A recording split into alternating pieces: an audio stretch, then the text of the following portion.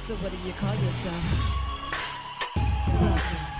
Welcome to the LaTangela Show. Hey. Yeah, what can I do for you this fine day? This is your destiny. Hot, hot, hot. Right now. Welcome to the LaTangela Show. Kick it. Come on in and enjoy yourself. Right now. We gon' party like no one else. Welcome to the LaTangela Show. Hi, and welcome back to another episode of the LaTangela Show podcast. You know, it serves my heart well to be able to have this time together. We'll chat about this, we'll chat about that, and I am super excited to be back here in the WAFB Plus podcast studios. I feel as if I've been gone far too long, but we've been going through a lot of transitions, especially now as I serve as the Assistant Program Director for our Cumulus Baton Rouge clusters. It has been an adventure that I am enjoying every twist and turn. So continue to grow with me.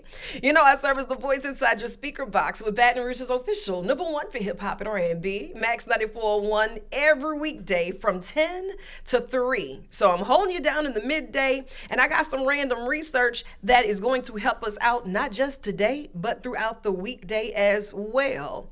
Now, in the hot seat and on the tan line, today we're going to chat with none other than former Judge Freddie Pitcher. We could be here all day going through his titles and all of that good stuff, but today we'll just say author Freddie Pitcher.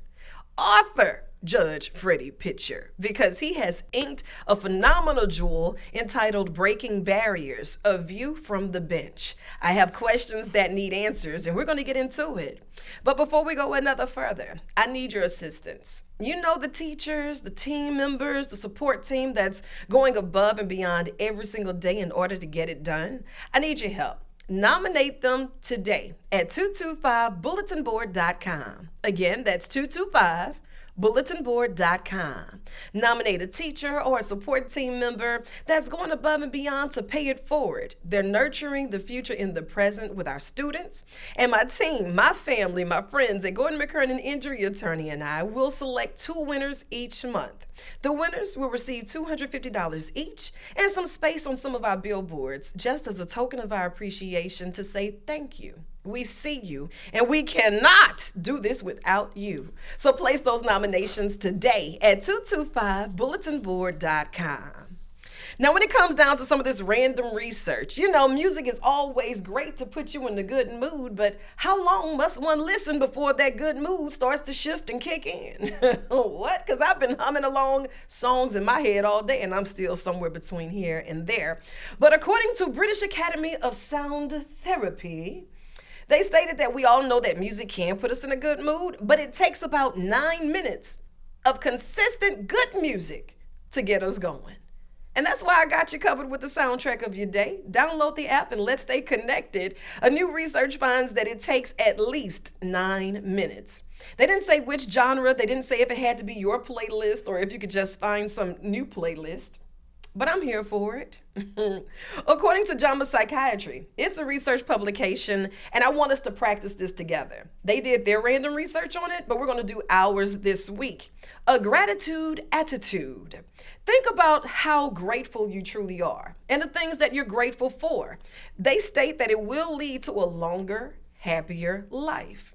In the latest research, people who wrote down what they're actually grateful for at least a few times a week, they had lower risk of premature death from any cause compared to those who did not write down the things that they were grateful for. Let me get to writing right now. I am grateful for you, this time together, and my mama. Put her first with a star by it. Just starting it off right.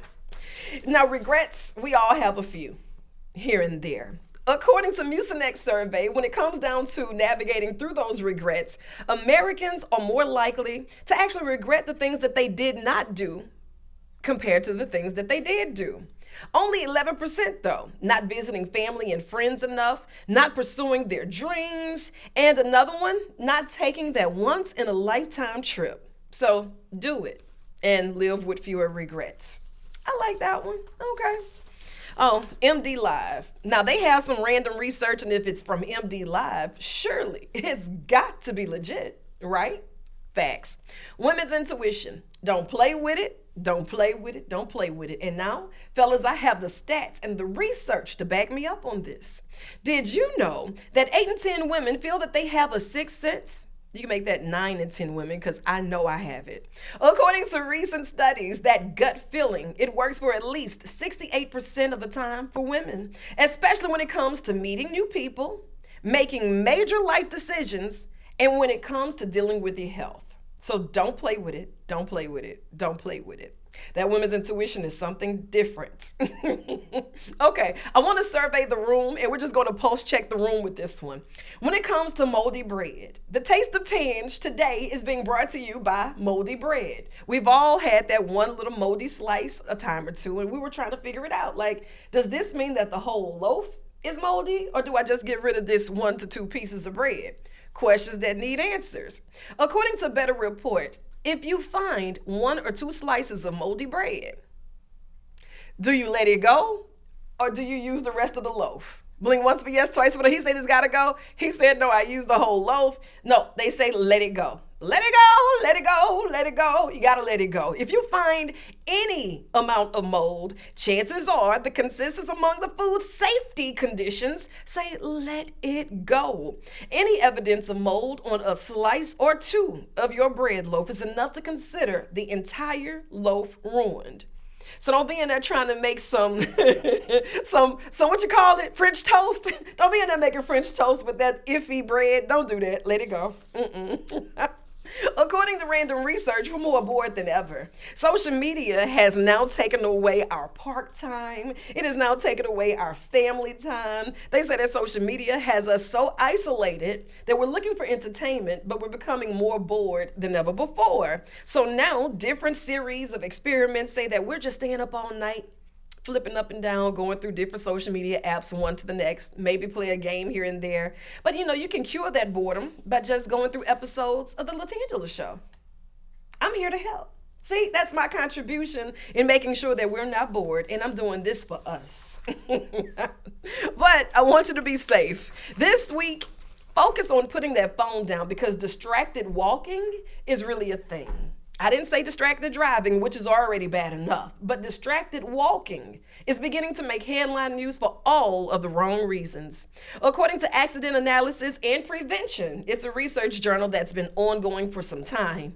We've heard about distracted driving being a big problem, but now distracted pedestrians, those using their phones while texting, reading, listening for music, trying to change from the LaTangela, like, why would you do that? Don't be distracted. Keep it here and go on with your day. And please be vigilant. Pay attention to those who may not be paying attention because this is really a situation that's going on right now. And I just want you to be safe. That's it. Be safe.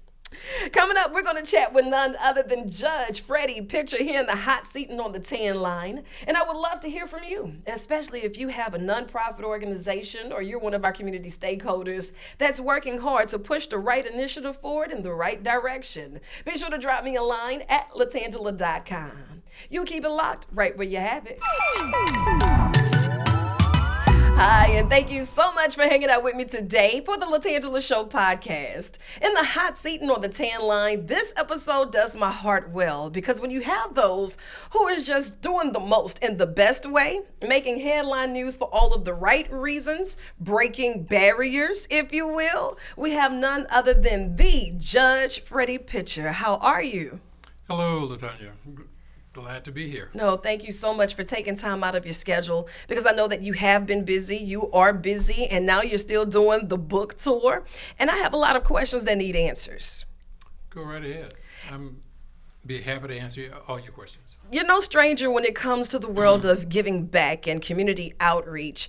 Tell me a little bit about the humble beginnings that you speak on in this book. My book, Breaking Barriers, The View from the Bench, basically has its genesis in how I grew up in Valley Park. Right. I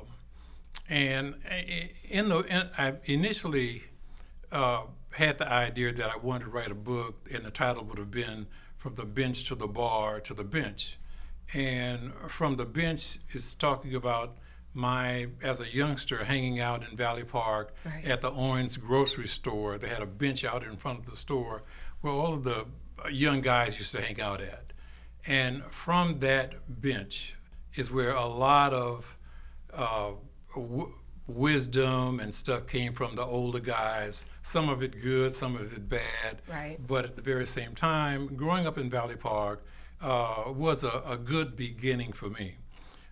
Interacting with all of the youth there, the kids I grew up with. And then after Valley Park, going to high school at McKinley, on to college and so forth. Right. And then, law school, becoming a lawyer, and then a judge later on. So Wait, now hold on. I can't just let you speed through all of that, because there is a lot of greatness from that bench to the next bench. A lot of decisions, a lot of accountability, a lot of applying yourself and breaking barriers while going through some of the most difficult times. Now you hear a lot of people complaining about the circumstances that are at hand, but you saw a lot of things that were very uncomfortable. There were a lot of firsts for you. How did you know that you were going to be able to withstand that and to be able to say that this is what I'm going to do as I build my legacy, from that bench to even wanting to complete your mission at the McKinley High, to go on to college, and then to become a politician, a judge, and all of these great things? Well, back during that time, I had a cousin, Alex Pitcher. Alex was an attorney, one of the first black attorneys in Baton Rouge. He graduated in the first graduating class from Southern University Law School. Nice. And Alex was involved in the first major civil rights case in Baton Rouge, dealing with the desegregation of the school system. And Alex used to come by our house and talk to my parents about the lawsuit. Right. Davis versus East Baton Rouge Parish School Board. That case took years and years to be brought to a resolution. Mm-hmm. And I, as a youngster, I used to sit and listen about how the civil rights movement was being handled. He was an attorney for the NAACP, and so as a youngster, I really was drawn to wanting to be like Alex. Alex became my hero. And you were exposed to this at a young age. Do you feel that now those are the conversations that's possibly missing at the dinner table in the households to give the youth today that level of inspiration, or to even encourage that thought? I think so. As a matter of fact, one of the reasons why I wrote the book was because I wanted to share, some of my experiences growing up with the young black men and black women who grew up in neighborhoods like mine. Right. And so they can see that they can become achievers as well, that your zip code and circumstances, doesn't have to stop you from being the best that you could possibly be or become. That's true. Yes. And so many of us are defined by titles, and we're defined by the zip codes. We're already counted out before we can begin to count ourselves in. Now, as you see the progression that you've made and that life changes have brought about, what would be your words of wisdom for parents, for those who are teaching our students, for those newfound community leaders that's still trying to find their voice? What would you tell them for them to stay encouraged or to even push the right initiative forward? Well, one of the things I definitely would say that you have to believe that you can achieve. And parents have to constantly encourage their kids that they can be the best that they can become. They can look out now today and see people who look like them in all kinds of lofty positions. When I was growing up, I didn't have a judge to see so I could say I wanted to be like that person in this community. Right. Because I became the first. But I believe... Congratulations. That is huge. That is huge. Well, thank you. But I believe, that I could, after being involved in a number of experiences that really informed my idea about myself, that nobody has a captive market on intelligence. and that I believe after competing in various circumstances that I too can become a judge like other folks who didn't look like me became. Yes. And once you became that judge, and then you saw what was on the other side of your gavel, did you feel an extra tension or an extra level of responsibility because now representation is there? Representation, it matters, but right is right and wrong is wrong. And the law, once it's in front of you, you can't see anything other than that. Did that ever bring any extra pressure to you being the first of color to represent? Well, absolutely. When you're the first, you're always going to have eyes looking on you to, make sure that you can pull the load or lift the load, however you want to say it. But I believed that I could do it, and what I wanted to do was to show others that I could do it, so I could in turn open up doors for those who look like me to be able to come through as well. Right. And so the pressure was there, but I wanted to show that I could do it, and I did. And you have been a living legacy, making your mark. Even as a professor, when you get those young, brilliant, molding minds in front of you, what is the big mission for you? The mission is to have them to understand that, well, first of all, you only get out of the pipeline what you put in it. You have to work hard to achieve to be the best that you could be. If you're going out to be an attorney, you always want to assert yourself and put yourself out in the best light possible. Clients depend upon you to in turn handle their business. They want to have trust in you, and you want to be not only a good lawyer, but you want to be an ethical lawyer. Right. Yes. That matters. And whenever people come to you in their time of need, chances are it's a little too late for them to have the conversations that you wish you could have had at that dinner table with them. Now they're looking at you for instant results, especially now living in the world of instant gratification. Right. With a hashtag and a retweet and social media, everybody has the answer. No one thinks about the process and trusting the process, and even the misinformation that gets out. It's a lot harder to contain that type of action and activity because, right now everybody's a reporter. We're walking around with cameras. Everybody has an opinion. No one's really doing the research or applying themselves daily to be on the right side because they just want to be heard. They just want to be seen. When you have a platform such as yours, or any platform, if it's in the barbershop, if it's someone that's working at the car wash, if it's someone in the pulpit, with every platform comes a level of responsibility. What do you tell them in this moment to make sure that they're saying what needs to be said to minds that may not know the difference for themselves? I would say that you have to be very circumspect in terms of how you advocate for certain things, because the least little things you say that's wrong can really push somebody off track.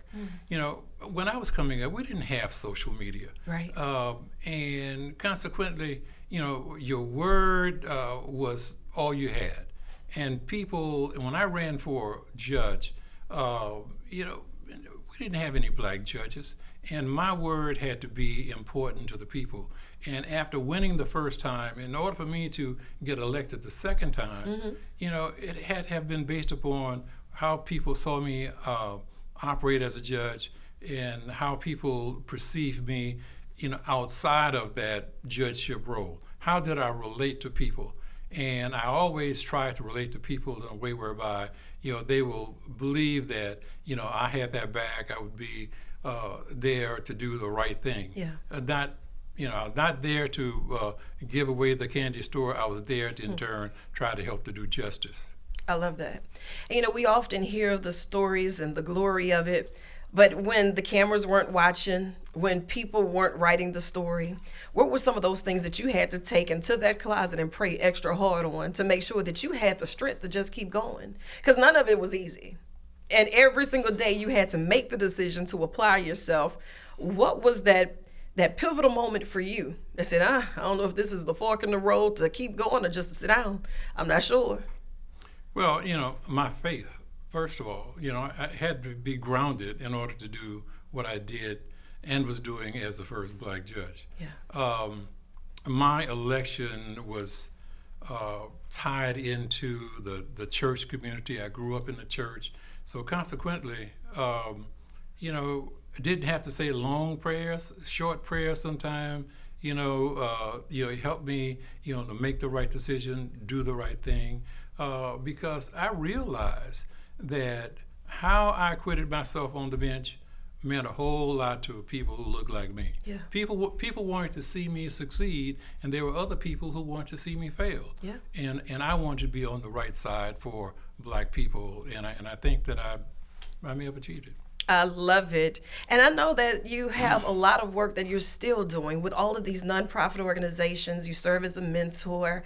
How can they reach out to you to get you to come out and speak? Because it's important that we hear from role models such as yourself to say, you know what, I did this. Even when the times got hard, I kept pushing. People need to hear the level of transparency that it wasn't always easy. Well, I'm easy to get in touch with. My email address is harryfred, HARIFRED, at AOL.com.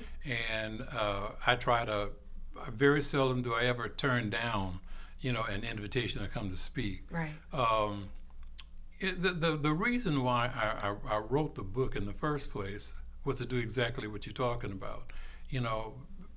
Have something for youngsters to be able to see and put their hands on, to say that, yes, I can do this. And I want to go out and encourage kids that they can do what I did and even do more. Yeah. So it's, I felt the weight of being the first. And I tried to make sure that when I opened this door up, other people could come through. And right now, when I was the only one, take the 19th Judicial District Court, for instance. Of the 15 judges that are on the bench, 9 are Black. When I was one of 12 way back years ago. Wow. And it was during some really challenging times where we were not granted the same access. We were not viewed the same openly. If it's that same way now, it's just a little more hushed.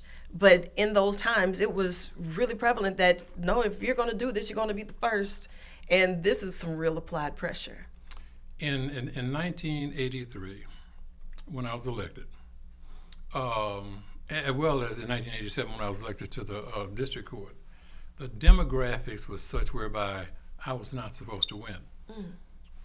But because of the groundswell of support that I had in the Black community and the church community, I had a cadre of young white lawyers who was familiar with my body of work as a lawyer, all came together and helped me to overcome the disparity in terms of demographics. My first election, I won 57% of the vote. Wow. When Blacks only made up about 35% of the city. Says a lot. And in the district court, running parish-wide, and all of my elections against white opponents, by the way, I won 52% of the vote running parish-wide. And so a lot of this has to do with, how you have acquitted yourself coming up through the ranks. Mine from how I grew up in Valley Park, how I worked in the poverty program, how I, after becoming an attorney, how I represented my clients. All of that means something to people later on down the line when they're looking to try to determine whether or not they want you to be the person to represent them. Well, you were definitely the man for the job, appointed and anointed, and I am forever grateful to say that I know you, and it's just impressive to see that your heart to serve, it still remains the same. And I want you to think of this as an extension of your office. If I have a mic, you have a mic. If I have a platform, you have a platform. So don't think I'm going to let you off the hook or off the bench, because breaking barriers of view from the bench, it's available right now. And we will be taking field trips to different schools, different nonprofit organizations. And if you had to pick an insert that you would like to leave with the listeners and the viewers, could you narrow it down? Would you be able to pick one? There's a piece I like to read. Let's do it. Okay.